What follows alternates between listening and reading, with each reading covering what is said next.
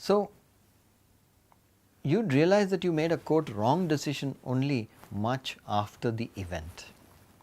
At the point when you have to make a decision, there is no such thing as a right decision or a wrong decision. There is just a decision. You need to make a call. And sometimes the call may be not to make a call, as our famous late Prime Minister P.V. Narasimha Rao once said, not making a decision is also a decision. So, what I am trying to say is that we have got to drop this fear of making an inappropriate decision, because decisions can pan out in any which way, and who is to say what is right and what is wrong until much after the time has elapsed. So, that is lesson number 1. Be bold, make the call and face the consequences later. Lesson number 2 is developing clarity of thought. You know, in my experience, I have seen that out of 100 people, maybe 3 or 4 people have what I call clarity of thought. What that means is being able to sift the chaff from the wheat. In other words, the ability to spot what is the crux of the issue, the most important aspect of the situation or problem. Very, very few people have that ability to pick out the really important aspect of the circumstance or the problem. And because clarity of thought does not exist with most people, they go round and round and round without knowing what to do. How do you develop clarity of thought?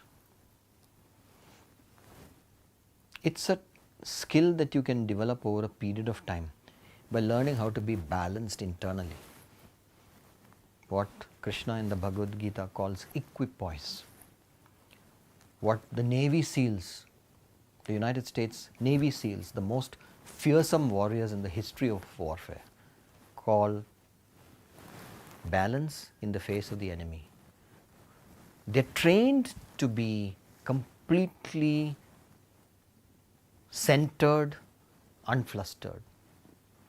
Part of the training is physical fitness and things like 250 press-ups per day or 1000 press-ups per day, running 15-20 kilometers a day, swimming for 10 kilometers in the sea, all in the course of a day to build up their physical endurance to the nth level. But there is also an important mental emotional balance that comes from self-confidence, and most important of all, learning how to regulate your breathing. If you can regulate your breathing, you can control your mind. The way to control your mind is to control your breathing. So, that is what pranayam is all about. And who better to learn pranayam than the Indian sages? But the US Navy SEALs have taken the concept of pranayam and operationalized it in a very simple way that they call 4-count breathing. It is very simple, each one of us can practice it. When you are in a situation where you have to make a decision, you are stressed out, which means your heart rate has gone up, your breathing is shallow and fast, and when all that happens, your mind is wavering, unsteady. You lose whatever semblance of clarity of thought you have, it is gone.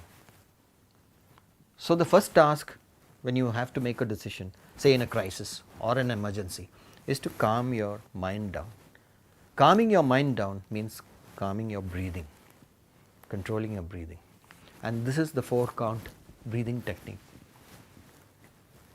Inhale to the count of 4, in other words, count 4, and while you are reaching number 4, from 1 to 4 you are breathing in, and then hold your breath till the count of 4, and then slowly release it, and then you repeat it. Inhale 1, 2, 3, 4, hold, 1, 2, 3, 4, exhale. When you do that, you will instantly bring down your heart rate. Your panic will start to subside. That's when you can calmly go about assessing the situation and understanding what is truly important. Simple. You can practice this and you will instantly find yourself calming down. And of course, you can get into a regime of practicing pranayama every day. But the 4-count breathing technique is a very simple tool which you can practice all the time and you can profit from it greatly. So, if you have clarity of thought and if you lose the fear of making decisions, well, you will be on top of the world.